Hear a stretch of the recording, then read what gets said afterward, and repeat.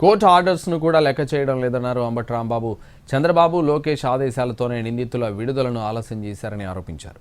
తప్పుడు కేసులు పెట్టి వేధిస్తున్నారని విమర్శించారు అంబటి.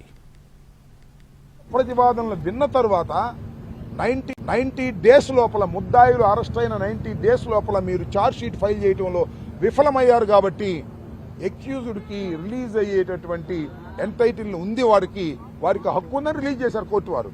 అయినా రిలీజ్ కాకుండా ఆపే ప్రయత్నం చేస్తున్నారు. ఏంటిది? కోర్టు ఆర్డర్స్ కూడా మీకు లెక్కలేదు చంద్రబాబు నాయుడు గారికి, కోర్టు ఆర్డర్స్ కూడా లెక్కలేదు లోకేష్ గారికి. వీళ్ళందరూ ఆపేయాలంట, వీళ్ళు సుప్రీంకోర్టుకి హైకోర్టుకి వెళ్తారంట, హైకోర్టులో ఆర్డర్ తెచ్చుకుంటారంట. ఏంటిది నాకు అర్థం కాలేదు.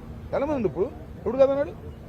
వంశీ కేసులో కూడా రిలీజ్ అయిన తర్వాత సుప్రీంకోర్టుకి వెళ్ళారు, సుప్రీంకోర్టు కూడా రిజెక్ట్ చేసింది. అట్లా వెళ్ళండి, తప్పులేదు. మీకున్న ప్రొవిజన్ మీరు ఉపయోగించుకోండి.